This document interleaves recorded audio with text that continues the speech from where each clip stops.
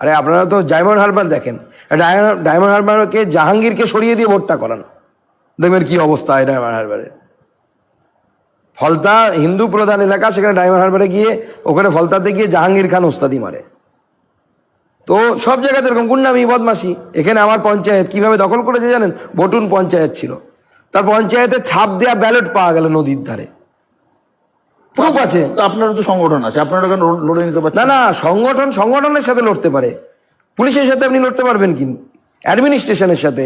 BDO box change করে দিচ্ছে রাতের অন্ধকারে, আপনি কিভাবে সেটাকে চেঞ্জ করবেন? সেটাকে তো আপনি আটকাতে পারবেন না।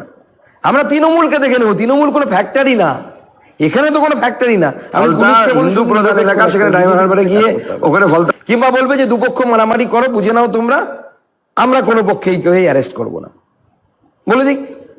দেখে নিচ্ছি তৃণমূলের কত দম আছে। এইখানে এই শান্ত জেলাতেই আমি চ্যালেঞ্জ করছি, পুলিশ ছাড়া এদের 5 টাকার দাম নেই। পুলিশকে বাদ দিয়ে দিন, তৃণমূল কংগ্রেসের এক একজন নেতা বাড়ি থেকে বেরোতে পারবে না। অনেক নেতা দাদা আমাদের দলে এসেছিলেন, ফিরেও গেছেন। কে কত বীর পালোয়ান আমরা দেখেছি, সিকিউরিটি করে পাগল হয়ে ঘুরে বেড়াতো। আর আমি যখন রাজ্য সভাপতি হই, যখন আমাকে মমতা ব্যানার্জির বাড়ির কাছে আমাদের প্রার্থী, তার দেহ নিয়ে গেছিলাম, মৃতদেহ, আমাকে পুলিশ, নাম ভুলে যাচ্ছি তার এখন, বাগারিয়া সম্ভবত তার নামটা, শ্রীরাম ঝাঝারিয়া, না না মাগারিয়া সামথিং, আকাশ মাগারিয়া, তুলে ফেলে দিয়েছিল আমাকে। সিকিউরিটি ছিল না আমার, আমি কোনো সেন্ট্রাল সিকিউরিটি ইউজ করিনি। সভাপতি হওয়ার বেশ কয়েকদিনও আমার সেন্ট্রাল সিকিউরিটি ছিল না। একজন এখানে রাজ্য সরকার থেকে একজন কনস্টেবল দিয়েছিল, আমি কলকাতা গেলে তাকে রেখে যেতাম, এখানে ওখানে গেলে হোটেল খরচ বাড়বে আমার, ট্রেনে বাসে ঘুরে বেড়াতাম। আর আমি তৃণমূল নেতাদেরকে দেখেছি যারা আমাদের পার্টিতে এসেছে সিকিউরিটি ছাড়া নড়তে পারে না।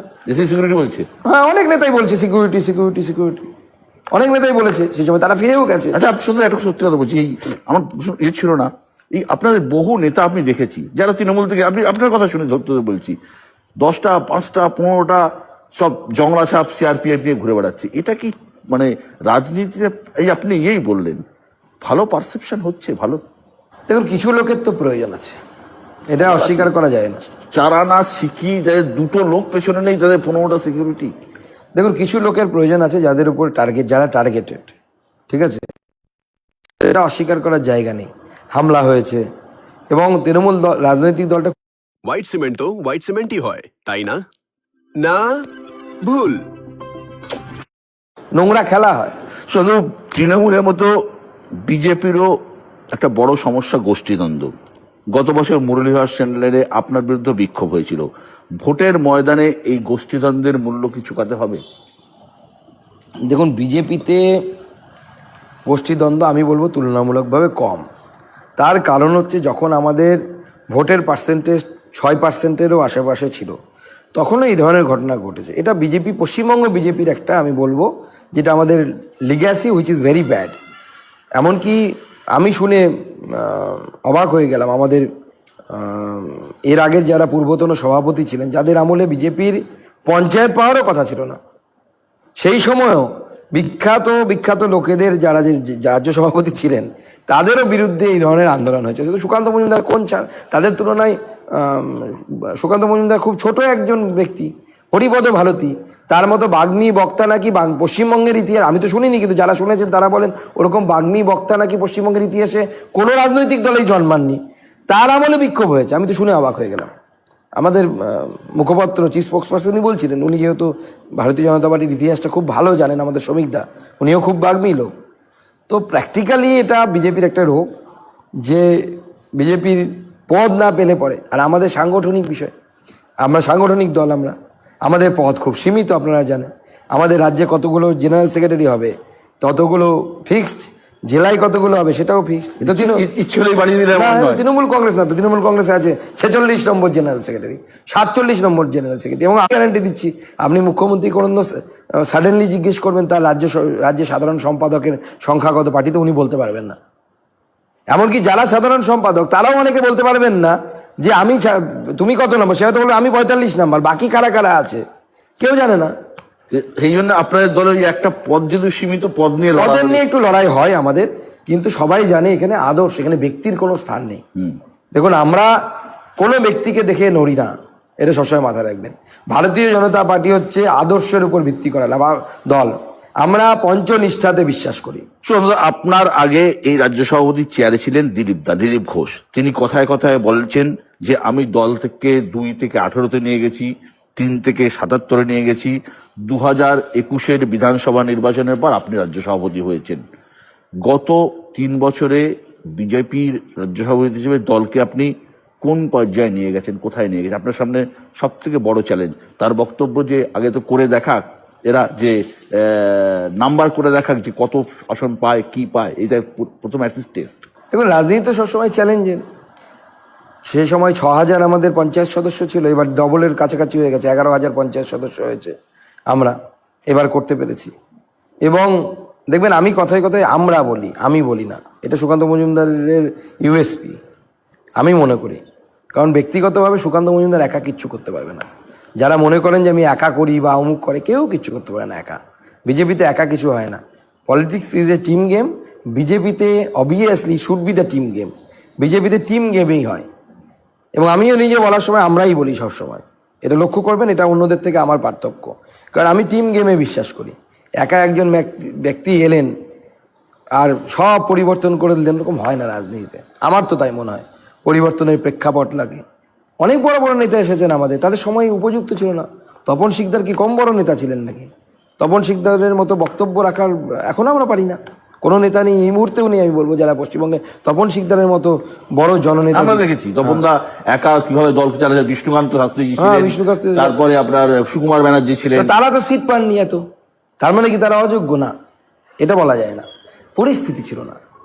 একটা রিয়াকশন, বিক্রিয়া তখনই হয় যখন আপনি এটা মেশালেন ওটা মেশালেন, সবসময় বিক্রিয়া হবে না। তার অ্যাটমসফিয়ারিক চাপ কত সেটা নির্ভর করবে, টেম্পারেচার কত, অনেক বিক্রিয়া নির্ভর করে এইসবের উপরে। কোনো একজন সুকান্ত মজুমদার, কোনো একজন শুভেন্দু অধিকারী বা কোনো একজন দিলীপ ঘোষ একা কিছু করতে পারবে না? আমার তাই বিশ্বাস না হয় যে একা কেউ কিছু করতে পারে না। হ্যাঁ, একা একজন নেতা এসে সাময়িক কিছু পরিবর্তন আনতে পারে। দিলীপ দা লড়াই করেছেন, এটা কেউ অস্বীকার করে না, আমরাও অস্বীকার করি না। কিন্তু তার সাথে প্রেক্ষাপটও ছিল। যদি প্রেক্ষাপট না থাকতো, সিপিএম এর কম্প্রোমাইজড হয়ে যাওয়া, সিপিএম নিচু হয়ে যাওয়া, বিরোধী হিসেবে তার স্থান ধরে রাখতে না পারা, এই যে ফিজিক্যাল কন্ডিশন বা এটা ওই ভোটটা এখানে ট্রান্সফার হওয়া, আগে তো হয়নি, উপায় ছিল না। সিমিলার কাইন্ড অফ ঘটনা, মানে এই ধরনের ইনসিডেন্ট ঘটেছে যখন মমতা ব্যানার্জি উঠছিলেন, তখন কেন্দ্রীয় নেতৃত্বের তরফ থেকে তপন শিকদারের থেকে বেশি মমতা বন্দ্যোপাধ্যায়কে গুরুত্ব দেওয়া হয়েছিল।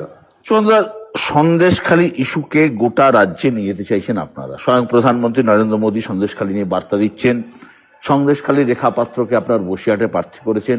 আপনারা চাইছেন সন্দেশখালীর ইস্যুটাকে গোটা রাজ্যে ছড়িয়ে দিতে, কিন্তু সেটা কি আদৌ সম্ভব? গোটা রাজ্যে অলরেডি ছড়িয়ে গেছে। গত কয়েকদিন আগে, আমার নমিনেশনের ঠিক 2-3 দিন আগে, আমরা গঙ্গারামপুরে মহিলাদের নিয়ে একটা মিছিল করেছিলাম। যদি সময় সুযোগ হয় একবার ভিডিওটা দেখবেন।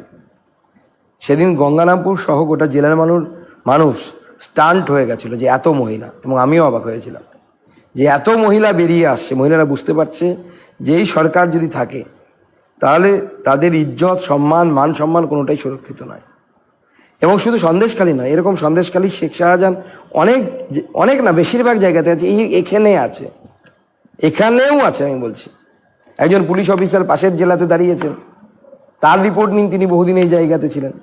শেখ শাহজাহানের মতো লোকেরা তৃণমূল কংগ্রেসে প্রচুর আছে। কেউ শেখ শাহজাহানরা ওই যে বলে না, গু খায় সব মাছে, নাম হয় একটা বিশেষ প্রকারের মাছে। তো শেখ শাহজাহানের মতো লোকেরা শেখ শাহজাহানের মতো ফেসে গেছে, কম পড়াশুনো ছিল সেই জন্য ফেসে গেছে। অনেক শিক্ষিত হোয়াইট কলার মানুষ, সোকল হোয়াইট কলার মানুষরা এই ধরনের কাজ করে। আপনি কি নাম না করে প্রসূন ব্যানার্জি? আমি কারো নাম নিতে চাই না, আপনি কান পাতুন না। এখানে কান পাতলে পরে আপনি শুনতে পাবেন, এই হোটেলে কান পাতলে পরে আপনি শুনতে পাবেন। অনেক ঢাকঢোল পিটিয়ে সিএ ফাইনালি কার্যকর হয়েছে। তো লোকসভা ভোটের প্রচারে বা মঞ্চে আপনারা সিএ কে এভাবে প্রচারে জায়গা আনছেন না কেন? না, সিএ আমরা প্রচারে আনছি, অবশ্যই আনছি। এবার দেখুন, সিএ একটা আইন যেটা সেকশনাল লোকেদের জন্য প্রযোজ্য, সবার জন্য তো সিএ নয়।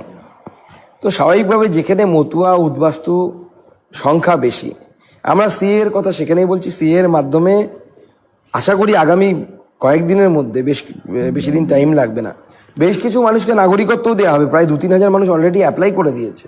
আর মমতা বন্দ্যোপাধ্যায় এটাকে ইস্যু করছেন, প্রতিটা ময়দানে গিয়ে বলছেন সিএ মানে তারপরে ধাপে এনআরসি আসছে, নাগরিক তাদের ডিটেনশন ক্যাম্পে নিয়ে যাওয়া হবে, এটাকে হাই।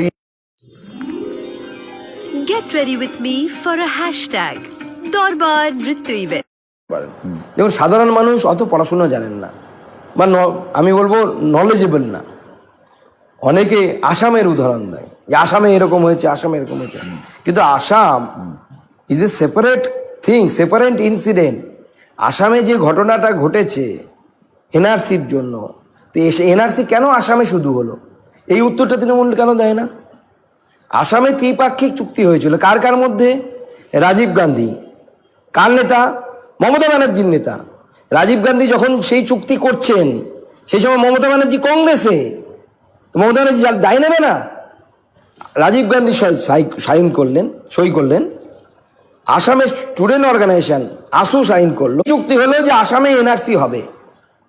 আসামের ছাত্র সংগঠন সুপ্রিম কোর্টে গেল, সুপ্রিম কোর্ট বলল যেহেতু চুক্তি হয়েছিল অতএব তোমাকে এনআরসি করতে হবে আসামে। তো সরকার বাধ্য হলো এনআরসি করতে। তাহলে আলটিমেটলি রেসপন্সিবিলিটি কার? রাজীব গান্ধীর, কংগ্রেসের, মমতা বন্দ্যোপাধ্যায়। মেনে নিলাম আপনার কথা। আমরা একটা ছোট্ট সিম্পল প্রশ্নের উত্তর আপনি দিন, যদি যেটা মাধ্যমে আপনি জনগণকে বলতে পারেন। ধরে নিন লোকে অ্যাপ্লাই করলো, আমি কথার কথা বলছি, নাগরিকত্বের জন্য অ্যাপ্লাই করলো, 100টা লোক অ্যাপ্লাই করলো, আপনারা 90 জনকে নাগরিকত্ব দিলেন, সরকার দিল, 10 জন নাগরিকত্ব দিল না, তাদের কি হবে? 100 জন অ্যাপ্লাই করলে 100 জনই নাগরিকত্ব পাবে, কেউ পাবে না এরকম নেই। যারা পাবেন না মনে হচ্ছে আপনাদের, তাদেরকে আমাদের সাথে যোগাযোগ করতে বলবেন। সে তৃণমূল কংগ্রেস করলে পরেও তার নাগরিকত্ব করে দেওয়ার দায়িত্ব আমাদের। কোনো রিফিউজি, আমি আপনার মাধ্যমে সমগ্র পশ্চিমবঙ্গের যত রিফিউজি, কারণ আমি নিজে রিফিউজি পরিবারের সন্তান, আমার ঠাকুরদা 1947-এ বগুড়া থেকে এপারে চলে আসতে বাধ্য হন। আমার মায়ের বাবা ওপারেই মারা গেছেন, আমরা সম্পত্তি পর্যন্ত নিতে পারিনি ওপারের, জমি জায়গা সব ওই পারে রাজশাহীতে পড়ে আছে, এখনও হয়তো পড়ে আছে, হয়তো খুঁজলে পুরনো নথি পাওয়া যাবে। আমি উদ্বাস্তু পরিবারের সন্তান হিসেবে সবাইকে আশ্বস্ত করতে চাই, ইররেসপেক্টিভ অফ পার্টি, আপনি তৃণমূল কংগ্রেস করেন, আপনি আমার সাথে যোগাযোগ করুন আপনার নাগরিকত্ব নিয়ে অসুবিধা হলে। আপনাকে নাগরিকত্ব পাইয়ে দেওয়ার অধিকার মানে দায়িত্ব আমার। একজনেরও বাতিল হবে না, একজনেরও বাতিল হবে না। এবং যে মিথ্যে ভয় দেখানো হচ্ছে যে মুসলিমদের এই হবে অমুক হবে, আমি মুসলিম সমাজকেও আশ্বস্ত করতে চাই যে সিএর সাথে না মুসলিমদের যেমন সম্পর্ক নেই তেমন আমারও সম্পর্ক নেই। কারণ আমি উদ্বাস্তু পরিবারের সন্তান হলে, আমি জন্ম এখানে হয়েছে, আমি নাগরিক এখানে। যারা উদ্বাস্তু হয়ে এপারে এসছেন, আমার বাবা যদি বেঁচে থাকতেন তাকে হয়তো অ্যাপ্লাই করতে হতো, কিন্তু তিনি বেঁচে নেই, অ্যাপ্লাই করার প্রয়োজন নেই। সেই জন্য যে মিথ্যে বোঝানো হচ্ছে। এবং দেখুন, যখন সিএ পাস করানো হয়েছিল, 21-এ নির্বাচন ছিল, স্টেশন পোড়ানো হলো, রেল স্টেশনে ভাঙচুর করা হলো, এখন সেটা আর হচ্ছে না। সম্প্রতি আপনি একটি মন্তব্য করেছেন, মন্তব্য হচ্ছে বৃদ্ধ বয়সে ভোটে হারানোর জন্য বিপ্লব মিত্রকে এখানে প্রার্থী করেছে তৃণমূল। জয়ের ব্যাপারে এতটাই কনফিডেন্ট আপনি? দেখুন, অবশ্যই আমি 100% কনফিডেন্ট। তার কারণ হচ্ছে আমাদের আমলে, অর্থাৎ বিজেপির আমলে, আমার সাংসদ থাকা অবস্থায় এখানে মানুষের মেন কেন্দ্রের কাছে যেটা ডিমান্ড থাকে, কেন্দ্র সরকারের কাছে, সেটা হচ্ছে রেলে যে পরিমাণ ফান্ড আমরা নিয়ে এসেছি, রেল ছাড়া অন্যগুলো তো আছেই, সেগুলো আমি বলবো পর এক একটা আমি বলে যেতে পারি।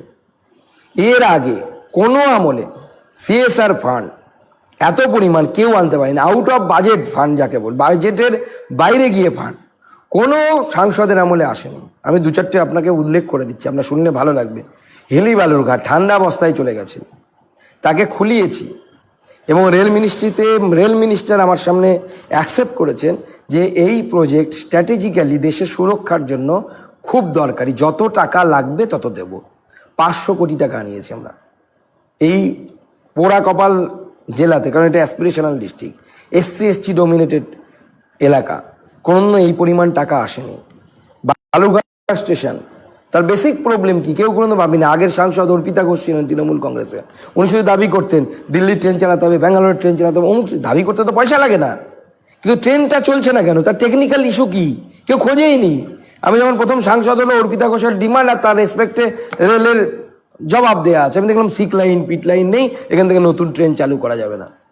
পড়তে শুরু করলাম সিক লাইন পিট লাইন কি, দেখলাম যে হ্যাঁ একটা জিনিস দরকার, যাহলে নতুন ট্রেন অরিজিনেট হয় না, এখান থেকে কোনো ট্রেন অরিজিনেট হতো না, শুধুমাত্র পলিটিক্যাল ট্রেন ছিল এখানে, যেটা মমতা ব্যানার্জি সেই সময় চালু করে গেছিলেন ভোট নেবার জন্য। আর কাজের কাজ কিচ্ছু না, হ্যান্ড প্লাঞ্জার সিস্টেম দিয়ে লাইন চেঞ্জ করা হতো এক সময়, এখানে ট্রেন এসে দাঁড়িয়ে থাকতো, ব্রিটিশ আমলের সিস্টেম। আমি তখন পড়াশুনো করে দেখলাম যে এটা ছাড়া এই স্টেশনের এই জেলার উন্নতি সম্ভব নয়। 15 কোটি টাকা বাজেটের বাইরে গিয়ে স্যাংশন করিয়েছি, রেলমন্ত্রীর আপত্তি সত্ত্বেও। পীযূষ গোয়েল রেলমন্ত্রী ছিলেন, উনি বলেছিলেন দেবেন না। আপনার আমলে তো ট্রেন চালু আপনি দাবি করছেন, আপনার আমলে ট্রেনগুলো চালু হয়েছে। মমতা বন্দ্যোপাধ্যায় তো পাল্টা দাবি করছেন যে 1 লাখি বালুরঘাট তো আমার তৈরি করে দেয়, রেল লাইন তো আমি পেতে দিয়ে এসেছি। তো মমতা বন্দ্যোপাধ্যায় তখন তো রেলমন্ত্রী ছিলেন, তো রেলমন্ত্রী কে বানায়? প্রধানমন্ত্রী বানায়। প্রধানমন্ত্রী কে ছিলেন? অটল বিহারী বাজপেয়ী ছিলেন। তাহলে মমতা বন্দ্যোপাধ্যায়ের একা ক্রেডিট কিভাবে হয়? অটল বিহারী বাজপেয়ীর ক্রেডিট নেই?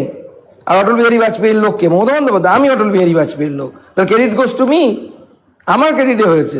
আর এখন যে আমরা যে কাজগুলো করছি, এতে তো মমতা বন্দ্যোপাধ্যায় বিন্দু মাত্র সহযোগিতা নেই, উল্টে সমস্ত রকমের বাধা আছে। আমরা জমি পাচ্ছি না বালুরঘাট রেল প্রকল্প করার জন্য। 600 কোটি টাকার প্রজেক্ট, 500 কোটি টাকা চলে এসছে, ভাবুন। মানে মোর দেন 90% টাকা চলে এসছে, তাও রেল প্রকল্প হচ্ছে না, জমি দিচ্ছে না। তৃণমূলের উন্নয়ন এখানে কিচ্ছু হয়নি। আপনাকে তো আমি বলছি, আপনি যান না তৃণমূলের নেতাদেরকে ধরুন, একটু এগিয়ে গেলে এখানে এয়ারপোর্ট আছে, ডান দিকে গেলে এয়ারপোর্ট পাবেন, তার পাশে দক্ষিণ দিনাজপুর বিশ্ববিদ্যালয়ের জন্য জমি নেওয়া হয়েছে। ক বছর আগে জানেন? 8 বছর আগে বিশ্ববিদ্যালয় ঘোষণা হয়েছে, একটা ইট গাঁথা হয়নি, not a single piece of brick. উন্নয়ন হয়েছে, মানবো, জেলার মানুষ মেনে নেবে? এত বোকা দেখাতে বলুন তো বিশ্ববিদ্যালয়টা কোথায়? 8 বছর লাগে একটা বিল্ডিং তৈরি করতে, 8 ইয়ার্স। তারা বলছে তারা সব করে দিয়েছে, এখন বলছে মেডিকেল কলেজ বানাবে। যে 8 বছরে একটা বাথরুম তৈরি করতে পারলো না বিশ্ববিদ্যালয়, একটা বাথরুম তৈরি করতে বিশ্ববিদ্যালয়, যে একটা বাথরুম তৈরি হয়ে আছে, তাহলে না হয় মেনে নিতাম। বিশ্ববিদ্যালয় তৈরি করুক, কেন্দ্রের রুসা থেকে শুরু করে যা যা ফান্ড লাগবে ফান্ড ঢুকিয়ে দিব। আমি 3 কোটি টাকা স্যাংশন করিয়েছি, এখানে স্কুলে এআই ল্যাব তৈরি করবো, আর্টিফিশিয়াল ইন্টেলিজেন্স ল্যাব তৈরি করব সিএসআর ফান্ড থেকে, এমপি ল্যাডের বাইরে গিয়ে সিএসআর ফান্ড থেকে আমরা দিব্যাঙ্গ। क्या आपने कभी सोचा है कि एक टॉर्च क्या क्या कर सकती है? अब आप सोचेंगे कि एक टॉर्च तो लाइट दे सकती है, और क्या? করব সিএসআর ফান্ড থেকে, এমপি ল্যাডের বাইরে গিয়ে সিএসআর ফান্ড থেকে আমরা দিব্যাঙ্গজনদেরকে ব্যাটারি চালিত গাড়ি, আপনি রাস্তায় দেখবেন সুকান্ত মজুমদারের ছবি নিয়ে লাগিয়ে টুই টুই করে ঘুরে বেড়াচ্ছে সবাই, ব্যাটারি চালিত রিক্সা নিয়ে। আগে কোনো হয়নি।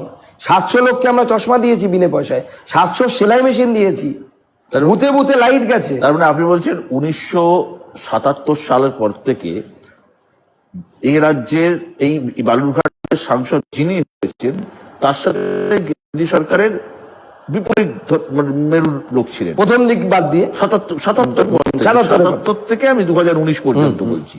মানে 19-এ আপনি সাংসদ হওয়ার পর থেকে অনেক উন্নতি হয়েছে বলছেন। আমি তো আপনাকে প্রুফ দিয়ে দিচ্ছি, এগুলো তো কেউ মিথ্যে বলতে পারবে না। বালুরঘাট শিয়ালদা ট্রেন, সব থেকে ফ্যালাসিটা কি ভাবুন। বিপ্লব মিত্র বলছেন সুকান্ত মজুমদার কিছু করেননি, অথচ মমতা বন্দ্যোপাধ্যায় বলছে, অথচ যেদিন ব্রিগেডে নাম ঘোষণা হলো বিপ্লব মিত্রের, নাম ঘোষণার পর ওনার লোকেরাই সাংবাদিক গ্রুপে, সাংবাদিকদের যেখানে গ্রুপ আছে, মেসেজ দিচ্ছেন অমুক তারিখে তৃণমূল কংগ্রেসের প্রার্থী মন্ত্রী শ্রী বিপ্লব মিত্র গঙ্গারামপুর স্টেশনে শিয়ালদা বালুরঘাট ট্রেন ধরে এসে নামবেন। ট্রেনটা সুকান্ত মজুমদারের চালু করা। মানে এবারের ভোটে ট্রেনই হচ্ছে আপনার অন্যতম বড় হাতিয়ার। দেখুন, এই জেলা অনুন্নত জেলা, যত কমিউনিকেশন ভালো হবে এই জেলার, তত ভালো এখানে আস্তে আস্তে ব্যবসা বাড়বে, বাণিজ্য বাড়বে, মানুষের হাতে রোজগার আসবে। মুখ্যমন্ত্রী তো কথা দিয়েছিলেন, বিপ্লব মিত্র কথা দিয়েছিলেন এয়ারপোর্ট চালাবেন, চালাতে পারছেন না কেন? রাজ্য সরকারের হাতে এয়ারপোর্ট দেওয়া আছে, 1 টাকাতে এয়ারপোর্ট অথরিটি অফ ইন্ডিয়া রাজ্য সরকারকে দিয়েছিল, মুখ্যমন্ত্রী বলছেন চালাবেন। আমি বলছি চালানো সম্ভব, আসুন একসাথে কাজ করি। আপনি চিফ সেক্রেটারির সাথে আমার মিটিংয়ের ব্যবস্থা করে দিন। এমনকি যে সিঙ্গেল ইঞ্জিন প্লেন চালানো নিয়ে মমতা বন্দ্যোপাধ্যায় খুব করলেন, এখান থেকেও করেছেন, কুচবিহারে যে সিঙ্গেল ইঞ্জিন ফ্লাইট চলে, আমি সেই কোম্পানির সাথে বসেছি দিল্লিতে, তার সিইওর সাথে, যে আপনি কুচবিহারে চালাচ্ছেন, আমার সাথে চালান, বালুরঘাটে, হ্যাঁ বালুরঘাটে চালান। মুখ্যমন্ত্রী বলছেন এক সিঙ্গেল ইঞ্জিন চলছে, আপনার ডবল ইঞ্জিন দেওয়ার ক্ষমতা আছে তো দিন, দিতে পারবেন না তো। রাজ্যের অর্থনৈতিক অবস্থা খারাপ, লোকে ফ্লাইটের টিকিটের টাকা কোথায়? ওই সিঙ্গেল ইঞ্জিনই চলবে আপনার উড়ান প্রকল্পে, সেটা চালু করতে দিন। চিফ সেক্রেটারির সাথে আমি বসতে রাজি আছি। মুখ্যমন্ত্রী অনেক বড় মানুষ, উনি সময় পাবেন না আমার মতো ক্ষুদ্র মানুষের সাথে বসার জন্য, কিন্তু আমার জেলার জন্য, আমার জেলার উন্নয়নের জন্য যদি আমাকে মমতা বন্দ্যোপাধ্যায়ের চিফ সেক্রেটারির সাথে বসতে হয়, আমি 100 বার রাজি। আমি সেই কোম্পানির সাথেও কথা বলে রেখেছি, দে আর রেডি টু ফ্লাই, তারা চালাতে রাজি আছে। ওরা পারবেন না, ওদের সেই ক্ষমতায় নেই যে কে কোম্পানি সিইও তার সাথে যোগাযোগ করে সময় কোথায় হতে, কাটমানি, বালি পাচার এগুলোই তো করতে ব্যস্ত। আজও যান আপনি গঙ্গারামপুরে গিয়ে বালি পাচার হচ্ছে। গত বছর ডিসেম্বরে দলের একটা বৈঠকে আপনি মন্তব্য করেছিলেন, বঙ্গ বিজেপিতে কেউ উপরে ওঠার চেষ্টা করলে অন্যরা পা ধরে নামিয়ে দেয়, অর্থাৎ কাঁকড়ার মতো নামিয়ে দেয়। কে আপনার পা ধরে নিচে নামানোর চেষ্টা করছিল? দেখুন, বাঙালি তো আমরা আসলে না, তো বাঙালির তো বলাই হয় সর্বশ্রেষ্ঠ অস্ত্র হচ্ছে কাঠি। বাঙালির হাতে কাঠি থাকে, দেবী দুর্গার হাতে ত্রিশূল থাকে, 10 হাতে 10 অস্ত্র থাকে, তো বাঙালির হাতে কাঠি থাকে। নীরশ্রী চৌধুরীও লিখে গেছেন, তো এটা আমি নতুন কিছু বলছি এরকম তো নয়। আত্মঘাতী বাঙালি, আত্মঘাতী বাঙালি উনি লিখে গেছেন। বাঙালি তো বরাবরই আত্মঘাতী, জ্যোতি বসুর সময় আত্মঘাতিত্ব করেছে, তো নতুন কিছু নয়। শুভেন্দু অধিকারী, সুকান্ত মজুমদার, দিলীপ ঘোষ, বঙ্গ বিজেপিতে নাকি 3টে গোষ্ঠী। দেখুন, আমার তো কোনো গোষ্ঠী নেই, আমি এটুকু বলতে পারি। আমি পার্টির সামান্য কর্মী। পার্টি আমাকে আজ রাজ্য সভাপতির দায়িত্ব দিয়েছে, কালকে বলবে যে তোমার এই দায়িত্ব নেই, অন্য কিছু চলে যাও। আমি ওখান থেকে টাংটোকলা গোছাবো, 2-3টে ট্রলি আছে আমার, জামা কাপড় ভরে নেব, চলে আসবো এখানে। ওদের আমার লবি করে কি হবে? কিচ্ছু হবে না। আমার অন্যের মতো ক্ষমতা নেই, যার যেরকম ক্ষমতা থাকে ঈশ্বর যাকে যেভাবে যতটুকু দিয়ে পাঠায়, আমার যতটুকু ক্ষমতা আছে আমি চেষ্টা করছি, কিন্তু আমার চেষ্টার মধ্যে অনেস্টি আছে এবং পরিশ্রমের কোনো ঘাটতি নেই। এই বেসিকটা, এই মানে বোধটা আছে, যেহেতু আপনি আরএসএস থেকে উঠে এসেছেন বলে। দেখুন, আরএসএস এর যে শাখার সাথে আমার দৈনন্দিন একসময় যাওয়ার বিষয় ছিল, সেখান থেকে অবভিয়াসলি এটা তো আমাদের ওখানেই আমরা এটা শিখি, যে আমাদেরকে শেখানো হয় যে দেশ আগে। আপনার যারা সতীর্থ আছেন তাদের তো রাজনীতিটাই সব। আপনার তো আর রাজনীতির, আপনি একটা অধ্যাপনাও করেন, সুতরাং রাজনীতির দোকান আপনার জন্য শক্ত নয় না। যেহেতু এখন রাজনীতিতে নেমেছি, স্বাভাবিকভাবে ব্যাক গিয়ারের কোনো জায়গা নেই, আমাকে রাজনীতিই করতে হবে। কিন্তু রাজনীতি করতে হবে মানে সবসময় ক্ষমতার চেয়ারে বসেই রাজনীতি করতে হবে, আমি সেটা বিশ্বাস করি না। আমি আজ এখানে আছি, কালকে অন্য কেউ হবে, আগামী দিনে অন্য কেউ হবে, এটাই ভবিতব্য। এটা খুব ভালো কথা বললেন, চেয়ার পার্মানেন্ট নয়। শুধু এই যে 42 জন প্রার্থী আপনারা দিয়েছেন বা দিচ্ছেন, এখনো একটা দূর বাকি আছে, আপনার পছন্দের কতজন আর অন্যদের পছন্দের কতজন? সবাই আমার পছন্দের, অপছন্দের কেউ নেই। দেখুন, আমাদের পার্টিতে নিয়ম হচ্ছে আমরা বোর্ডে বসি, কেউ একজন মত দেন রামকে চাই, আমি হয়তো বললাম শ্যামকে চাই, কেউ হয়তো বললো না যদুকে চাই, কেউ একজন বললো মধুকে চাই। কিন্তু যখন একবার পার্টি ডিসিশন নিয়ে নেয় যে রাম এখানকার ক্যান্ডিডেট, তো রাম সবার ক্যান্ডিডেট। শ্যামকে ডিসিশন এলে শ্যাম সবার ক্যান্ডিডেট। তো পার্টি যখন সিদ্ধান্ত নিয়েছে, পার্টি কোনো একজন ব্যক্তি নয়, পার্টি মানে একটা টিম। আমি রাজ্য সভাপতি, কিন্তু সব ক্ষমতা, সব সিদ্ধান্ত নেওয়ার অধিকারী আমি নই। আমাদের বিজেপিতে ওইভাবে কাজ হয় না। সম্প্রতি সন্দেশখালী বিক্ষোভের সময় টাকিতে দেখা গিয়েছিল আপনাকে অন্য রূপে, পুলিশের গাড়ির বনেরের উপর দাঁড়িয়ে স্লোগান দিচ্ছেন। এটাকে ভোটের আগে ভোল্টেজ বাড়ানোর প্রতিযোগিতা? বাংলায় বলে যত্র দেশ তত্র বেশ, বা সংস্কৃতও বলতে পারেন এটা। যখন যেখানে যেরকম প্রয়োজন হয় তো সেখানে সেরকম ওষুধ দিতে হয়। কিন্তু সন্দেশখালীর ঘটনা দেখুন, আমি বারবার বলেছি আবার রিপিট করছি, সন্দেশখালীতে আমার রিয়াকশান সেটাই হয়েছিল যেটা আমার ঘরের পরিবারের মহিলাদের সাথে, সন্দেশখালীতে মহিলাদের সাথে যে ঘটনা ঘটেছে, সেই ঘটনা যদি আমার পরিবারে, আমারও 2টো মেয়ে আছে, বাচ্চা, আমার স্ত্রী আছেন, তাদের সাথে যদি এই ধরনের ঘটনা ঘটতো, আমি যেভাবে রিয়াক্ট করতাম সন্দেশখালীর ক্ষেত্রে আমি ঠিক সেইভাবেই রিয়াক্ট করেছি। ব্যক্তি সুকান্ত মজুমদারের ফ্যামিলি মেম্বার স্ত্রী কি চাকরি করেন, রাজনীতি আছেন? রাজনীতিতে আমার ফ্যামিলির কেউ নেই।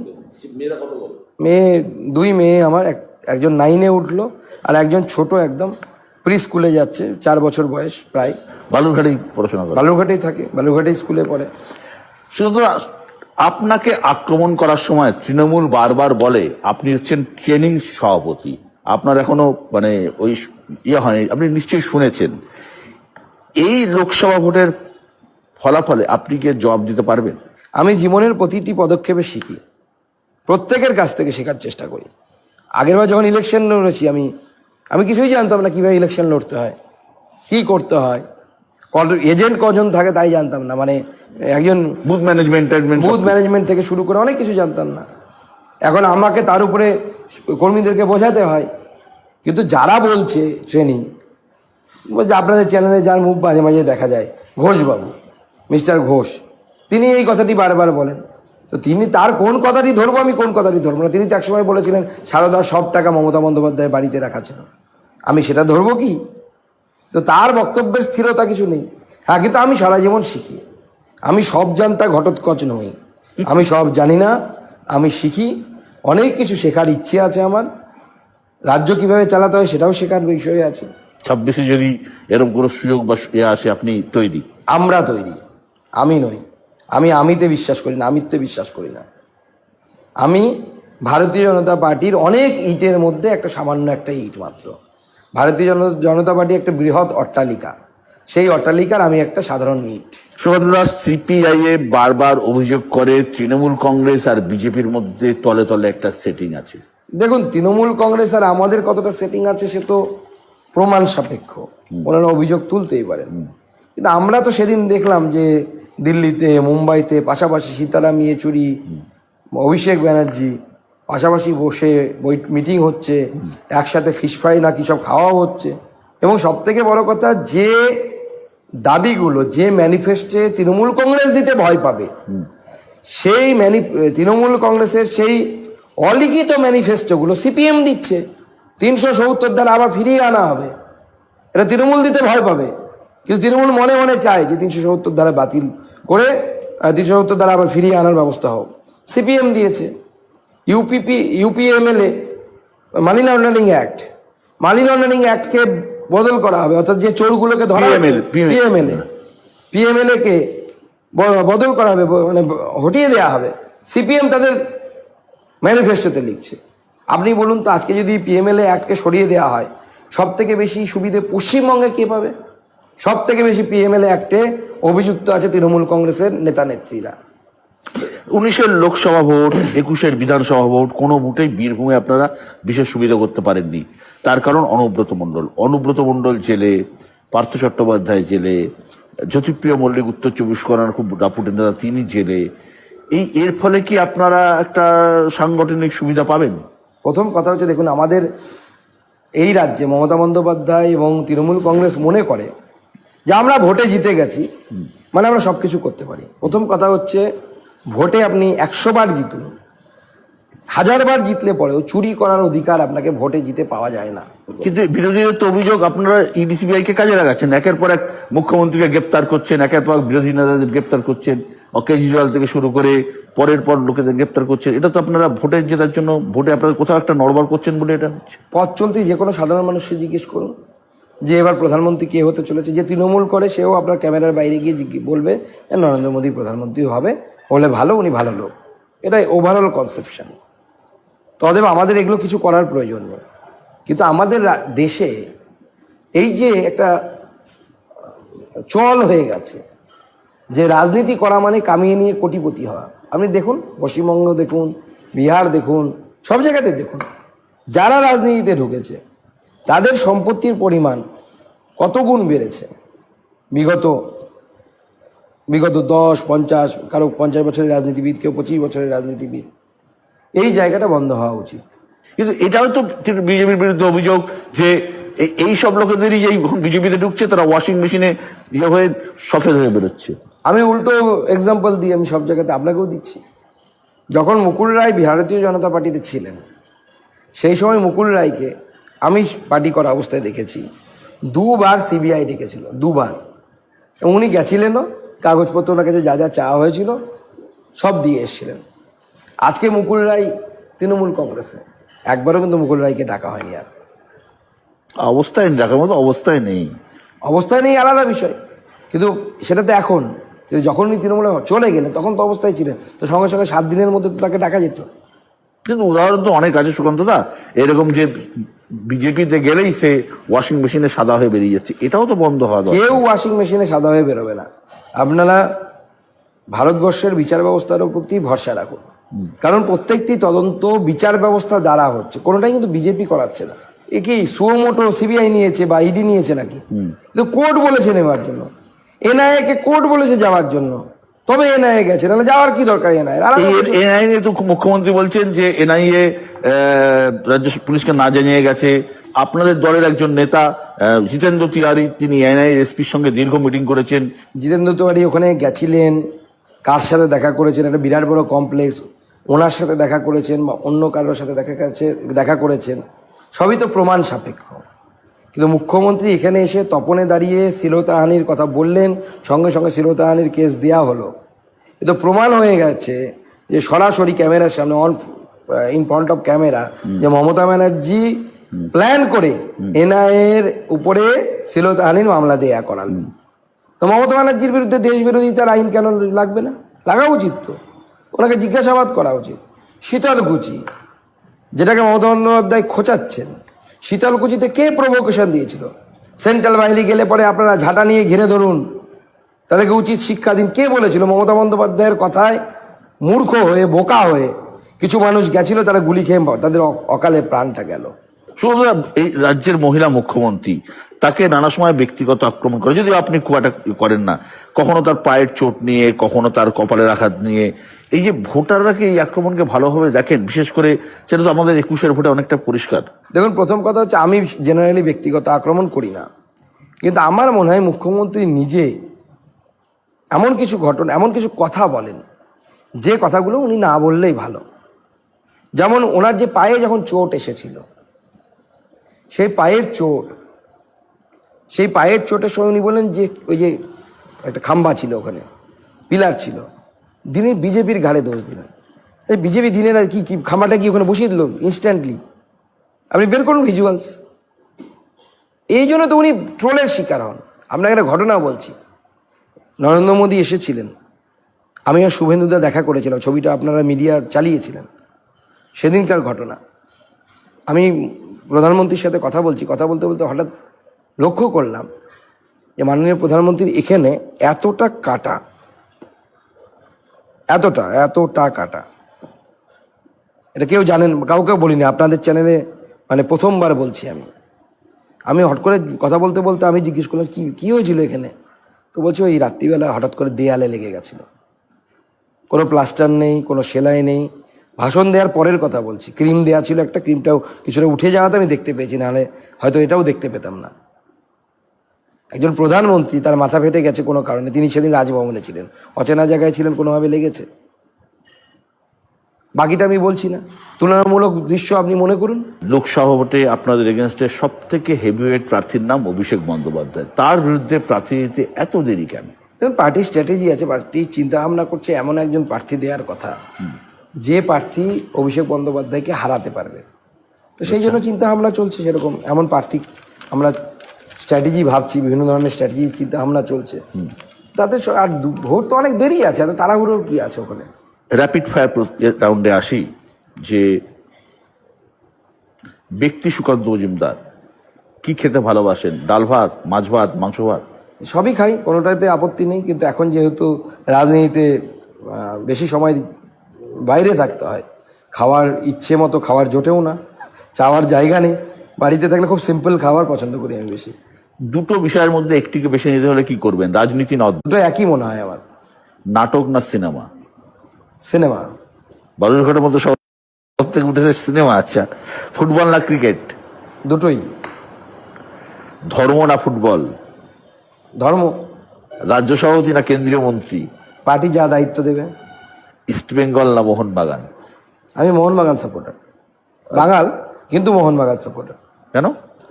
ছোটবেলায় ওই গল্প পড়েছিলাম, খালি পায়ে ইংরেজদেরকে হারিয়েছে, তারপর থেকে আমি আদ্যপান্ত মানে বলার জন্য বলছি না, ভারত প্রেমিক আর কি। আমি আজ অব্দি পাসপোর্ট বানাইনি, আমার বিদেশ আমাকে টানে না। আমার মনে হয় যে এর থেকে ভালো দেশ হতে পারে না পৃথিবীতে। ইলিশ না চিংড়ি? দুটোই খুব ভালোবাসি, ইলিশ বেশি ভালোবাসি। সাভারকার না নেতাজি? দুজনেই, কোনো পার্থক্য নেই। এই তো ডিপ্লোম্যাটিক অ্যান্সার হয়েছে। নরেন্দ্র মোদী না অমিত শাহ? নরেন্দ্র মোদী। অভিষেক বন্দ্যোপাধ্যায় না মমতা বন্দ্যোপাধ্যায়? দুজনের কেউ না। দিলীপ ঘোষ না শুভেন্দু অধিকারী? দুজনেই আমার খুব কাছের এবং খুব প্রিয়। আরএসএস থেকে আসা নেতা না অন্য দল থেকে আসা নেতা? বিজেপিকে জেতাতে পারবে এমন নেতা। সুকান্তদা, অনেক অনেক ধন্যবাদ আমাদের সময় দেওয়ার জন্য।